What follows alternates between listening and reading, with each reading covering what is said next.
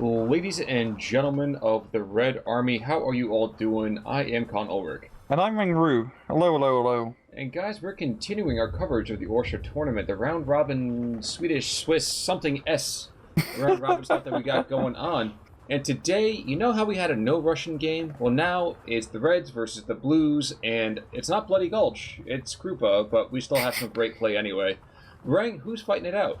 Well, on the left-hand side in blue, we have our KKA, AmberT, playing as 3rd Guard Tank Corps. And on the right-hand side, we have Morganall, playing as 29th Tank Corps. AmberT's in Balanced Income, and same with Morganall. Morganall? I was saying Morganall, but fair enough. Maybe it's Morganall, I have no idea. Some sort of like Celtic beastie, I'm sure. It sounds like a really cool D&D monster. Yeah, you know, like not quite like a beholder, but you know, pretty close to that kind of thing, you know. It'd be like a centaur, like half horse, half pig, with like big tusks. Low armor class, though. Yeah. And I have now exhausted all of my knowledge of D&D. But this is Krupa, which means we're gonna have some choke pointy stuff going on here. But we don't tend to see, you know, the Soviet officer purge. What's gonna go on between the 29th and the 3rd? How does this play out? We don't see this kind of stuff happen. This is going to be really interesting because it's, if I recall, it's IS-2s and IS-2s. So we're going to be seeing heavy on heavy.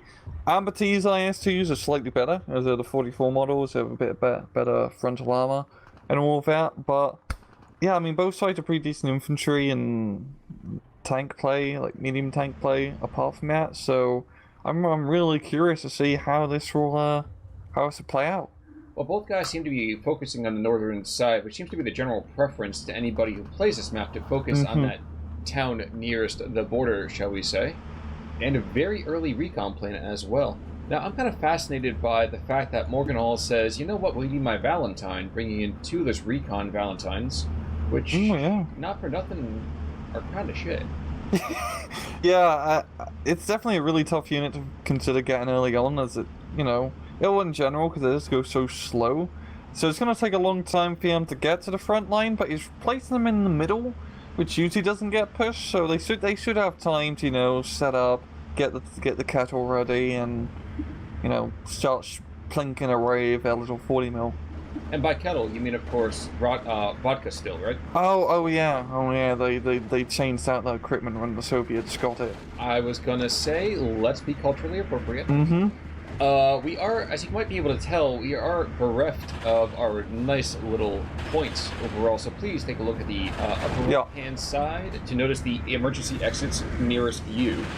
On the northern side as well, we are going to see, Morganall is going to take that northern bridge. He is not a bridge too far. I made the joke this time. Suck it, Rang. Yeah, I also do want to note, this is from the previous patch, so we're still seeing Sappery PPSHs with TNT charges, so just keep that in mind. That's really like one of the big things that we should notice between patches. Out of curiosity, do you have any visibility into why that happened? By the way, getting A20 coming in here, he's going after that recon plane. Oh yeah. Decent call. Why dump the satchel charges? I think, well, a real popular play was to do Sappery PPSH rushes, because satchel charge is really good against infantry. It's weird. I kind of miss out on it, but at the same time, Sappery PPSH squads are now only 10 points, so they're a really good, cheap anti-tank team for 10 points. That you can still rush up. So it's just changing up the balance a bit. You know, and it's, at the end of the day, that's always what we're looking for, isn't it? Now, we have a very brave PTRS squad trying to make it across the northern bridge. But although he's Russian, I don't think him going any kind of speed is going to make it across that bridge, and we're back to a 12-12 overall. Yes, Rion. Yeah, neither side has managed to really make that crazy initial bridge push. Both sides is setting up along their side of the river. I actually did really like what AmberT was doing, though. We saw AmberT kind of do a feign and plane, I'm going to call it. He brought that recon in, and he also had a nice anti-air piece in the ground to kind of get supporting fire. As the A20 came in, he was able to pick that off pretty quickly. And Morganall, not to be caught out as well, is bringing his own anti-air piece to the north. Yeah, it's definitely very good in SC2 to be preemptive. Preemptive, you're right. Yeah, preemptive in getting anti-aircraft pieces out, because you never know when those planes are going to come, and you really do want to have, especially when early on, such as these 37 mils out, just to scare any, nasty aerial intruders from your land, your airspace. Kind of heartily amused by the fact that AmberT will not make any kind of push. All he cares about is that he has enough recon. So just kind of hold the line for now. Is this a sign that he's playing for a late game? I think both sides are probably. They're both playing the heavy IS-2 divisions, so we'll probably see some proper tank pushes later on, I'm guessing, as both sides are just pretty happy and setting up on the 50% line, trove. Nothing really too crazy. But I do like how AmberT is bringing out the recon planes, trying to scout Morganall's positions. I am actually very surprised to see investment into a 2-star Sherman.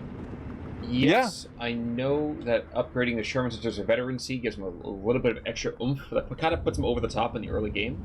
I've actually changed my mind on the matter now. Really? Okay. Because with the Shermans, with the Shermans, you get 5 unvetted in a phase. But with a 2-star veterancy, you only get 3. So you're only really losing 2 Shermans for the extra veterancy. And that can be pretty useful, not mainly for the anti-tank capabilities, Shermans aren't great at yet, but for getting those snapshots on, infantry squads which are trying to, sneak up on you. And see, real quick, I just want to note, we do have a 76.2 on the east border of the map. And it looks like maybe we're getting another artillery piece. Where's the other one? There's another one that's getting brought forward. There's a howitzer to the north. Right. I had to respectfully disagree, though, because at the same time, isn't it better to have 5 hard points of fire as opposed to 3? Especially in the early game, I kind of feel like anti-tank is so easy to bring in, especially with a lot of the, PaK-40s or even the light kind of anti-tank weapons of the Germans. Is that really the best option to give away 40% of your tanks? That's a good point. That's actually a pretty good point. But also at the same time, you may not, buy extra 40%, so to speak. You may only get, 3 to 6 Shermans, 2 cards worth of 2 stars in the first 10 minutes or so. You may not need that many Shermans. You might as well try to get a bit more bang for your buck and get the extra veterancy. It is a good point now. It is a very good point, because I find later games it's pretty dumb to get 2-star Shermans, because Panzer IVs and Panthers and whatnot don't really care about the veterancy in your Sherman, and they have highly powerful guns. But early on, for the infantry play and just trying to kill infantry quickly, the extra veterancy helps out a lot in the accuracy and aiming department. Totally fair. Now, I guess the major question at the end of it all, if you look on the middle of the map, by the way, we have one single Maxim holding the line. I guess at the end of the day, the question really is the economy that you have early on. If it's a balanced economy, you're not really want to play for a heavy veterancy. No, for more numbers, but if you just want a Vanguard or even perhaps a Maverick, you might want to.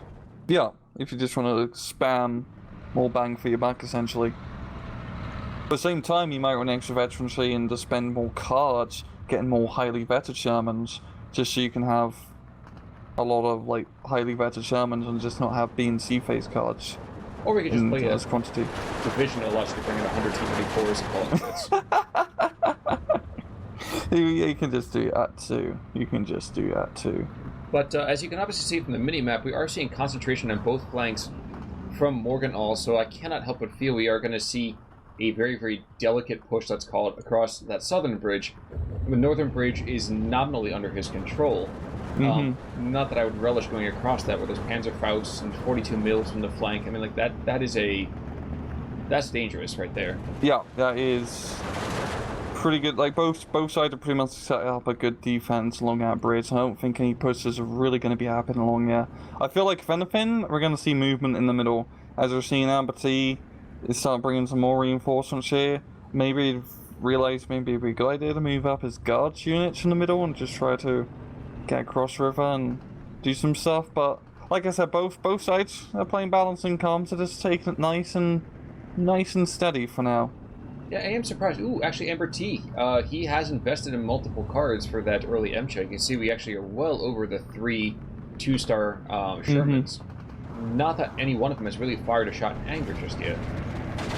They're just hanging around, having a good time, enjoying the scenery of Belarusia.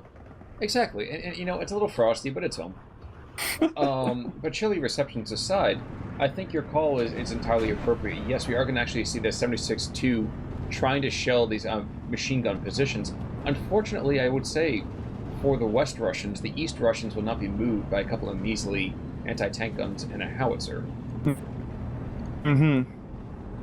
Especially, they run out of ammunition, it seems like so fast. Mortar bikes coming in, more anti-air to the south. And actually, you know what? I wonder if these 2 tanks to the south presage any kind of armor push across the bridge. It'd be kind of a tough ask, because there is that 45 mil that's looking at a good chunk of that approach territory. Yeah. At the same time, Shermans do have a pretty good chance of killing it, because they do have the 50 cals and whatnot. So it would be a ballsy move, of course. He doesn't know it's here. He probably doesn't know it's here, but maybe a push along the 7th side would be a good call for AmberT. Get our infantry out and just trying to cross the bridge. I am actually heartily amused by the fact that the T-34 and the Shermans technically can both kill each other. Not that they will. Yeah, they have. It's the worst. Yeah, they have flipped armor. Yeah. Yeah. Yeah. We can see right now, actually, we actually saw that 76-2 field gun actually take out a half-track, so I think the first vehicle kill might have been from a field gun, which is just really weird to consider. And for some god-awful reason, the Sherman continues to just push back two T-34s. Yeah, Shermans are not the best in terms of the anti-tank department compared to SC-44. So both sides are just going to shoot at each other, and you know, just it's a living. Like scaring each other. Yeah.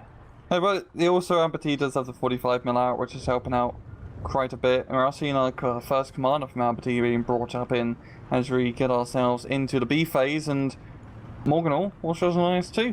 Yes, he does, and the Combroti is going to come in the center part of the map. He gets up to the front, and there is nothing that's going to push him back. No. Oh, no. the E-20 actually got its bombs off. I didn't see that until I just saw the rising smoke from that poor field gun position. So how about the air power? We haven't really talked about that yet. Both sides are pretty standard. Nothing really too crazy. It's mainly more defensive and offensive, if I recall, for the air power. Just get your fighters out. Seeing AmberT mainly is using fighters and recon planes to keep the skies clear. At the end of the day, is that what you would be doing yourself, or would you kind of be looking for a little bit more of that ground attack? With tank divisions like this, I usually just focus on getting more defensive planes like the fighters out, because they're going to be spending a lot of the points in the array on IS-2s. And IS-2s aren't cheap, you know. There's a bit of a premium on them. Of course, I mean, it bears the name of the boss. Why would you ever want to give that up? Exactly. And lest we ignore it, that position that before was held by the single Maxim, and then another Maxim after that went down, has now been taken. We actually have seen this in amphibious assault by 2 guard squads, rather plucky individuals. The first one of those is going to run afoul off of Machiki if there's any inclination to move to the southwest. But the after Machiki's, I think, just barely out of range. That's why they weren't firing. Yep. But now they're chasing, and you don't want to get close to after Machiki's, that's for sure. Well, I wonder if this is actually supposed to be some sort of cunning flank, because now they have a machine gun that should be able to put some excellent fire upon them. So yes, they will pay their price for the butcher's bill. Then again, actually, you know what? I might amend that already. They apparently have to leave quite a hefty gratuity on that one. But yeah, we're actually seeing, I mean, we did see one flag there get switched very briefly, but now we're back to the Trove, so to speak. We're seeing a bit of Sherman play up north here against 76mm field guns. Well, and a couple of the, excuse me for interrupting, but a couple of the T-34s do get picked off just to the northeast of that bridge. So we are seeing some casualties. It's just a very, very minimal amount, I feel like, over on AmberT versus Morganall. But I apologize. You were saying, sir? Oh yeah, it definitely feels like in terms of this match, AmberT definitely has the better momentum or like force composition to make a push somewhere. I mean, he's got an IS-2 being brought in down south and a bunch of guard units, so I think he is going to be gearing up to do this show. He's also got, you know, units coming in up north as well, so he's setting himself up. Morganall is also doing the same thing. He's getting a T-34-85 in the middle, but he doesn't. Yeah, he's just been getting some of those more T-34s, which honestly is a pretty good choice, as they can deal with the Shermans pretty easy peasy, but of course they can't really kill opposing IS-2s, especially when they're 1944 models. Well, the thing I think I'm amused by is that I'm really enjoying this fact that there's a battery of field guns being brought in with the infantry. And they're being kept deliberately about 100, 150 meters apart. So I can't help but feel we're going to see this poor, oh my gosh, the Moda Razvedka kind of getting shoved up front. That guy's going to buy it super fast. Yeah, he's probably going to get hit by the AT gun, probably be forced to either unload or die. Those are your two options. Pick him now and watch. Okay, unloads. That was a smart option. So the PPS 43, that's just a PPS with a modified magazine, isn't it? Yeah. I think it's a slightly different gun. Some guy in the comments mentioned it. It's actually a different gun, mechanically speaking, in a sense, but almost like a modified grease gun, almost to a certain extent, like a Russian version of a grease gun. Yeah. I think it's the same principle, just like a cheaper make, which makes a lot of sense. Because instead. Yeah. or a grease gun, like you said, just because why do you need like this highly, you know, precision submachine gun when you can just get cheap stamped metal thing that does the same thing, but a little less comfortable. Indeed. Now we are going to see the MCHA's walking point to take hits pretty damn quick, but we are also seeing the initial kind of barrages that are going to shell this 45 mil. Actually, I really like this concentration of fire. That's an excellent concentration. Yeah, that was pretty funny getting all those 76 mils out. I mean, now it's going to be the problem that they're unloaded, so it's going to take quite a long time to get to the front line, but Morganall's Maxims are definitely going to go down, and he should definitely want to go get some reinforcements down south, and he's doing that again, lots of T-34-85s. Well, we still have 5 squads of guards that are still on trucks, so brilliant right there. He's going to lose a couple of them, I'm sure, to these anti-tank positions, to the Valentines, maybe even to the T-34. But maybe at long last the stalemate is over. Yeah, it definitely seems so. We're actually seeing a bit of maneuver now, some maneuver warfare. The phony war is coming to a close, and we're actually starting seeing some actual bloody action, which is good. Indeed, in 1410 we see our bleed kind of fall back in. The IS-2, not for nothing, I'd hold fire and get my ass over that bridge. I mean, nothing can really penetrate it, so it's pretty safe to just keep moving. Ooh, baby. Yeah. And one of the 76-2s is going to knock out a T-34, so well done there. I mean, broke the tracks, killed the crew. Yeah. Got bombs. Big bonus. But I do like how you rush the guards. Yes, I know. It's one of those things that legitimately even I still have issues with myself. So I'm like, okay, I have artillery, and I press the wrong button at the wrong time. But that's ideally what you want to have, folks, is you want to have that exploitation kind of group. Yeah. Just like, because that whole guards unit, like all of them together, are only like 100 points worth of infantry, which isn't really that bad. And they're not great infantry, mind you, not the best weapon loadout. But they just hold. You just bring them up to hold, and they're gonna hold that town pretty well for the time being, especially if we're supporting them. Exactly. 2 Shermans are gonna get knocked out pretty damn quick, I would imagine. Yep, transmission destroyed. It's gonna be a dead MCHA. Any second now, boys. Don't let me a liar. There we go. So that's the first. And I'm actually really kind of surprised with. I always, for some reason, am expecting PTRSs on these guard squads. I know, that's ZP runs. Yeah, exactly. It's so disappointing. They just got, you know, crappy little anti-tank grenades. Yeah, it's very disappointing, because I'd like to see, for a change, the freaking Russian tanks suffer the ignominy of getting hit and hammered by that shit. Yeah, the IS-244s real goddamn powerhouse to deal with. Essentially a Russian King Tiger. My only concern is, okay, yep, we have Studebaker coming on in. All right, good. And we have another like tank platoon coming in, 2 MCHUs and another IS-2 as well, a Krupa one at this point. Good call. Indeed. Yeah, it's... Sorry, nothing, I just wanted to take a quick high look to the north. Nothing really going on there, though. Yeah, I really do like how this exploitation is going. AmberT's best bet, probably, is to try to hook around north from the southern side and try to clean things up. Yeah, probably aren't going to make too much progress if he continues trying to go eastward, if I can get my cardinal directions correct, and getting on top of a hill. That's usually pretty hard to push to shoot how close, you know, to the enemy spawn point. It's really weird to watch a field gun fire heat ammo that just kind of like slowly way across the I know. it takes like bloody 10 seconds for it to reach. It feels like 10 seconds. Yeah. Yeah. I'm fairly certain once like one shot is shot, it shoots again before the first shot actually lands. I think you're right actually with that. No, we're not going to see it happen with these because they're already out of all of their heat ammo. But hey, you know, success is success. Yeah. One IS-2 I think is pretty much out. Yeah, it's out of AP shells completely. Yeah. Such is an issue with the IS-2s. You always want to keep the supply trucks nearby, and he really should try to get at. Oh, it's A-20.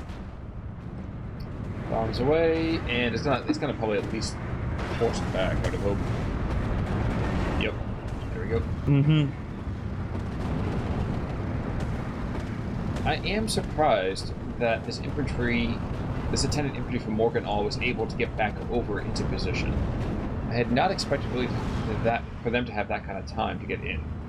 Yeah, he did manage to get like a few squads in there. He only has one Avta Machiki in there now, which honestly is actually pretty good. He can deal with those guards pretty efficiently. But yeah, it's gonna be tough for him to take back that town unless he can, you know, knock out his IS-2s. I really like how he's using smoke to try to block line of sight, yeah. And he does actually have a pretty good line of sight on the bridge to shoot stuff as it comes over the bridge. But, well, an IS-2's about to come over the bridge, and T-34s are going to have a hard time against that. Again, though, he's firing from, you know, I can't even tell you how far away. It's more than 2 kilometers. It feels like it's like even further than that, though. And good lord, it just seems like forever he's showing. I guess because of elevation. I guess technically, if you're on a hill and you're shooting at a unit that's exactly 2 kilometers away in a rangefinder, it's technically farther than 2 kilometers of range because of the height difference. Yes. I don't know if I think they count Fiat in this game. Really? I think. So. I mean, that A-20 has been causing so much trouble here. Not for longer. Nope. Oh, is he gonna crash into his own? Nah. It's already so deceiving sometimes. You think the plane's gonna hit your own troops, but no. And part of me would feel bad about the fact that we're basically cheering for it to crash into his own troops, but yeah. Come on. It's like a goddamn, it's like seeing a comet. A very deadly comet coming right towards you. Exactly. So pretty much how the dinosaurs felt 65 million years ago. Or the way that people from, you know, New Jersey feel when they watch the Jersey Shore. This will be the end of us. Yeah. Shockingly, we've seen absolutely no action on the absolute most northern side. Is this an indication that no one really cares about that? They're not eager to force a bridge? Or is it just more focused on the bridge head down here? Yeah, usually as maps go, is that everyone gets tunnel visioned on one bridge head. Because I understand, right, Morganall is putting all his, you know, forces down south to try to shut down the bridge head so he can, you know, get back at land and have a nice, easy, defensible bridge. While AmberT is only going to try pushing down south because this is the only place he's meant to make a breakthrough.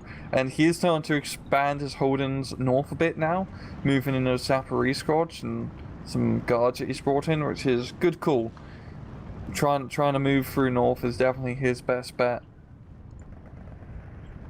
Are we still... Okay, there still are 2 IS-2s over here to the east. Mm-hmm. I'm shocked. I don't think there's been any IS-2 deaths. No, I don't think so. No, I can't safely tell you the IS-2s have continued to churn through their entire ammunition load. Yeah. More interestingly yet, I feel like the entire point over here from AmberT is to suppress the bejesus out of the anti-air pieces, and then at that point very quickly send in his airplanes to do some strafing.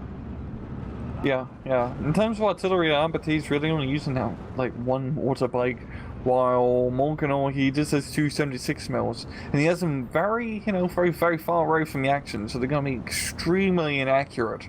So he's probably not really getting that much effective fire on what he's shooting at. That's all I can say. I was going to actually just make the comment, I'm surprised that neither one has brought in tube artillery. That is about to change.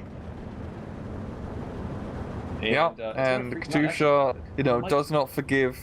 It might even get the kills from this too. At that point, charging the IS-2s. Here's two more TI-3485s. This could be the breaking of the pocket. I have to get that beautiful noise. That kind of like that cloth ripping noise. But the spread is actually helping out AmberT's he missed. I think he missed a little bit, like the IS-2's moves. Oh, he totally did. That's a heartbreaking thing to watch that happen. Meanwhile, I am actually counting here. Oh, one IS-2 does go down. The other's going to follow shortly. We can definitely safely say in this car so far, the IS-2s are doing great and doing terrible at the same time. Yeah, it's really kind of strange to be fighting with that idea. Yeah. Mirror Masters is still something I'm still getting used to. I still don't like the idea of him per se, but at the same time, if you play quick play 1v1s, there's always a chance you're gonna get mirror matches due to how the matchmaking works. So it's almost like an official part of the game. It's weird. It's weird. No, you know what it is? It's like somebody has joined chaos, and so the Imperium is trying to bring them back in. It makes sense. Don't hurt yourself thinking about it, man. Yeah, I think I'm seeing some horns on AmberT's tanks. Yeah. Oh, I definitely see it. I mean, blood for the blood god. Skulls for the Stalin throne. And we're getting tons and tons of artillery now. It looks like from Morganall. I think he is.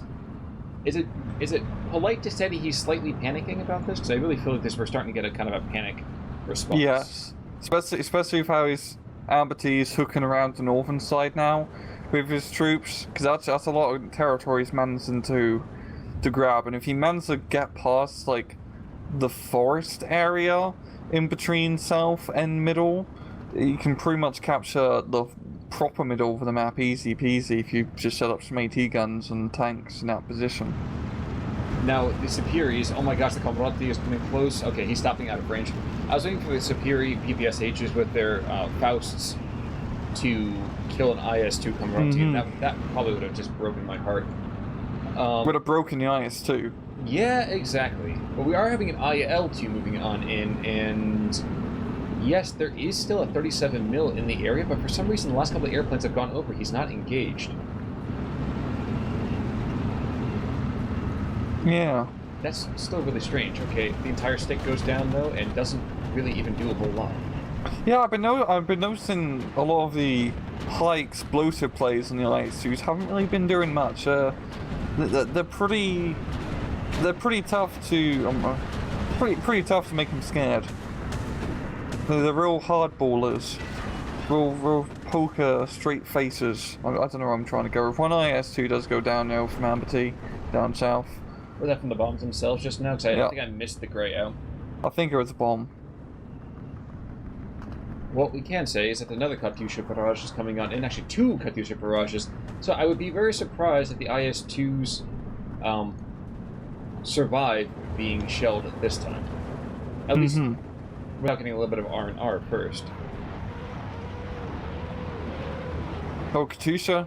Yep, two of them. In fact, I see a second one from the northeast as well.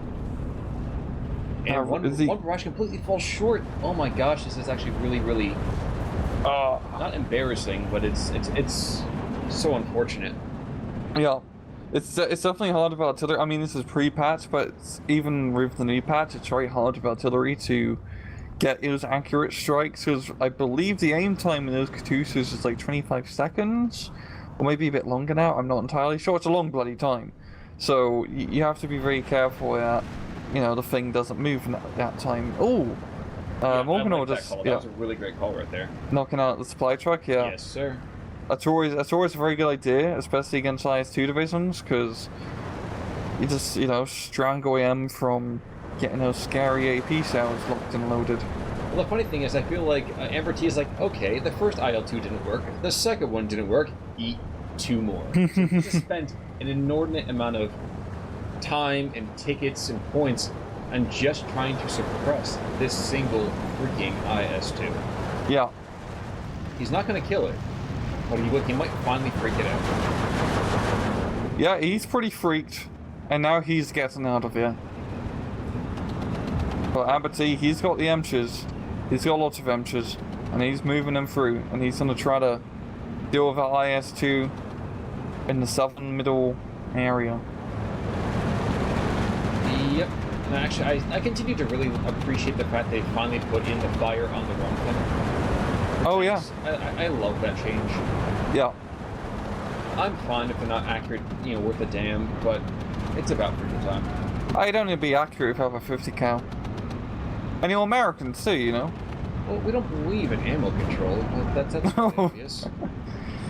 You have to make your assault rifles shoot burst fire so you do save ammo. Oh, whoa. I kind of forgot that the Svedka have the bazookas, so the first Sherman is going to get killed by an American weapon. How ironic. I really forgot about that. Oh, yeah, I forgot. This is Svedkas to sneak up on you and Shermans. Another wave of guards in the south, another wave of guards in the center. Ooh, here we go. So he clearly is expecting that Morganall is stretched to the limit and is throwing another thrust through the center. Oh, I like that. Doing that 1-2 punch, hitting from the south to north, and then west to east on that middle area is exactly what you need to do to put pressure on that zone. That's good. That's good play. Yes, it is. Now, it is still 14-10. So we're still waiting a little bit here to see exactly if this next thrust is going to work. And honestly, considering how many troops AmberT just keeps bringing up in wave after wave of infantry, I can't help but feel we're going to see a W coming out of him. It's just a question of how many lives he's going to lose in the process. He definitely has some momentum. That's for sure. Oh, Dovka's gonna get another Zook shot off. Doesn't get a kill yet, and now he's out of those rockets. Well, there's an 1,000-kilogram bomb coming in at those 4 Shermans. They scatter like roaches, and all 4 survive. Yeah, it's a good micro call there, moving them out of the way. I guess the thing I actually really kind of appreciate as well, I would really like to see a little bit more of. I'd like to see a little more anti-air getting thrown into this expanding pocket. I think that's the one thing that AmberT really needs to consolidate his position. So if he can keep back those ground attack bombers, we really could see something really unique happening. But I confess my attention's getting tossed over here to the northern assault, i.e. around the center. Oh yeah, the guards are coming through. They're gonna run into the Sapri PPSH squad. Well, more importantly than that, they sacrificed one of their number to unmask that 42 mil, which is still, I think, completely worthwhile. Yeah. There's not really much here in the middle from Morganall. I mean, AmberT is bringing up a Sherman too for fire support, which is definitely gonna augment his assault. And from the southern area pushing north, it's not really going all that well. The T-3045's in position, and the IS-2. And yeah, Shermans have a hard time against those tanks. Well, we can see right now we have the 3 IL-2s, all of them going to release the bombs right about now. There's at least one's going to die, possibly 2. Yeah. Oh wow, we killed the IS-2? Yep, they did. I mean, if you drop, 2,000 pounds of explosives, that's going to kill enough people, but I'm surprised. Like I said, you can always solve most problems with enough use of high explosives. Most problems. I was going to say, there are times I really ask myself, do I really want to be talking to the Canadian like you? I don't know. It's rough sometimes. But the thrust along the center line is going really quite well. We've seen the expanding pocket is now 15-9. They've secured a 2-point lead. And another IS-2 is being brought on in to consolidate that position. And maybe, just maybe, this is the presaging another... Yeah, there's another push happening to the north as well. It's a tentative one, but it's happening nonetheless. Oh, yeah. Trying to get onto that hillside, yeah. But the Saparis are going to stop those guards easy peasy in the CQC range. And AmberT has a bunch of guards set up in the southern side, just hanging out, chilling, not really moving up. And goddamn, I do like how in the south AmberT has like 4 IS-2s and all his field guns just set up in a firing line. So if anything comes over that hill, it's not going to have a good time. No, it isn't. And actually, it's a minor thing, but I appreciate there's some commando hunting, or commander hunting, that's happening here between AmberT against his opposing number. I guess one thing, backtracking for a second, one thing I'm surprised by is that the artillery from Morganall has not been quite as effective as I expected. Yeah, he has some, like, those 76, those F-22 guns. They're very inaccurate. You do have to have them pretty close to the front line to really hit anything. And they're so far distant with such a small, like, caliber gun, artillery-wise. You might as well just be throwing peanuts. Sounds about right. Smoky DPs might be able to kill this M-shot right in the center of the map with this damaged site. Shooter knocked out, and this is going to be an embarrassing kill. Driver knocked out. One by one, they're killing crew members. And actually to the north as well, we were seeing, yep, that Sherman has made it over the bridge. There's another one right there as well, and I guess the question is, can they take out the 45 mil before he dies? Not the first. No. Contestant number 2 is still right there, though. And bit by bit, Morganall's positions are being overrun. And it's being done so delicately. It's just really weird to watch. Mm-hmm. Yeah, AmberT's just had a very good, like, pressure play throughout most of his match. He's really been... I mean, for the first, like, 10 minutes, both sides was just pretty, chilling, but being able to push that southern side and just put pressure from that southern side to the north and to the east a little bit has definitely helped out. And also just, just having that, like, 1-2 flag advantage, which he's now pushed to his, 16-8. Yep. A 4-flag swing is a big deal at this point. Mm-hmm. Now, there are the occasional bits and pieces of, some tiny things are getting, retaken here or there. Once IS-2 is going to put a stop to that pretty damn quick. First shot of the engagement, really? Yep, kills an SU-85. Second shot of the engagement. Here we see 2 kills, 2 for 2. Morgan also says, screw it, you know what, I've had enough, and he tosses in the towel. And that's going to be a GG, and yeah, like a 1,100 kill difference, exactly. Well, we can see the efficacy of the IS-2s. So we have one IS-2 over here getting 5 kills. Not the most high value of ones, but regardless, 5 kills, and he's pretty much the top contributor there. Yeah. Opposite number, we have one IS-2 killing 3 tanks and a half-track, and then we're killing 2 tanks. We have this Yak 7B. Ah! This is the guy that strafed the Studebaker from before. He also killing a Katyusha. I missed that one.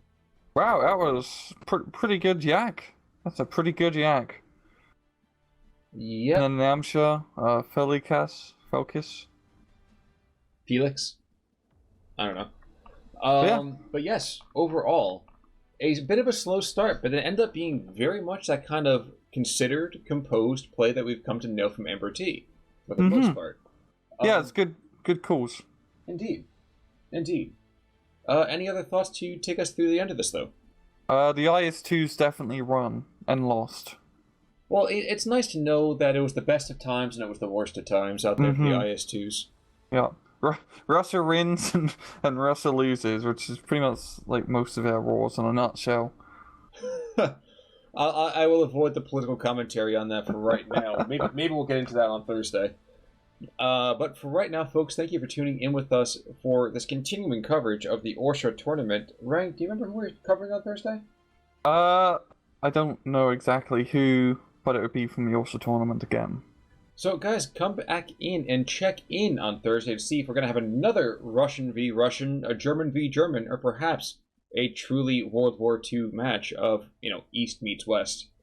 But until then, I'm Connell Rick. I'm Rangaroo. Take it easy.